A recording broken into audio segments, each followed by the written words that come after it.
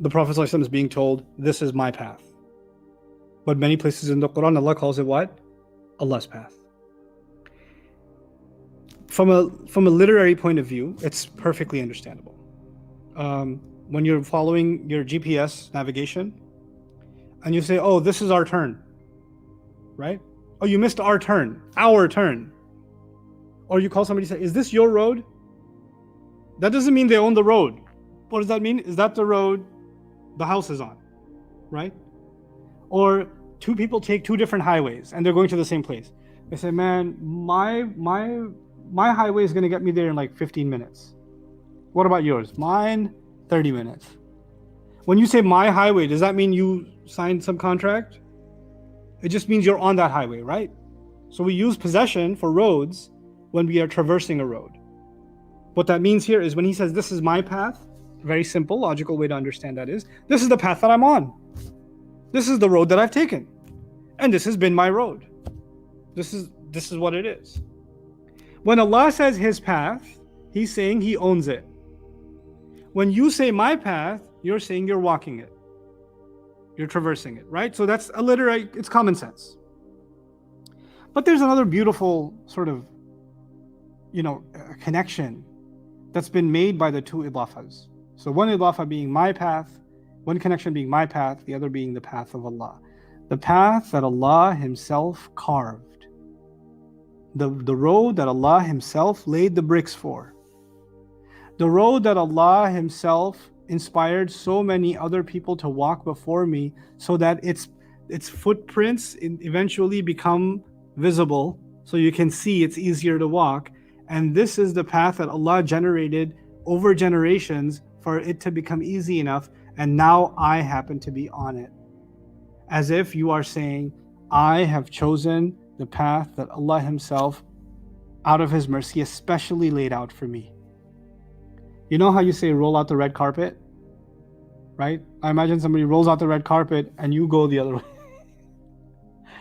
The carpet's VIP treatment, isn't it?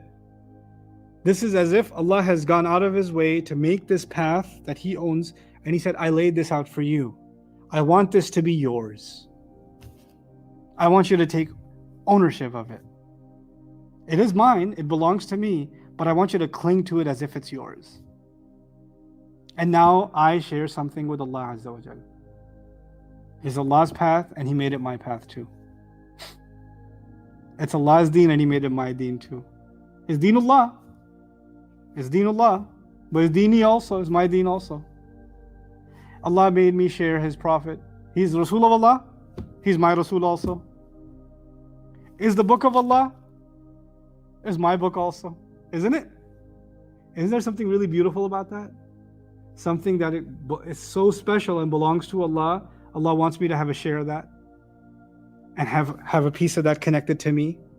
Now I have something that actually belongs to Allah and Allah wants me to have it. That's the beauty of Sabili. This is my path. Let the difficulties come on it. Let the people make it harder. Let the circumstances make it harder. So what? There's obstacles on this road and there's a destination. And those of you guys that are gamers, right?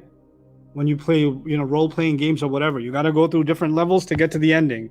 And the ending may be super boring too, but you're still going to play till the end because the ending's worth it for you. You're like, oh, that's the ending. You know what? We are obsessed with epic endings. We're obsessed with them. The ending here, ila rabbika al-muntaha, to your master is the final destination. It's a path leading to Allah. And there's going to be a bunch of people along the way that'll make this road easier to walk. There's going to be a bunch of people in situations along the way that are going to push you off this path.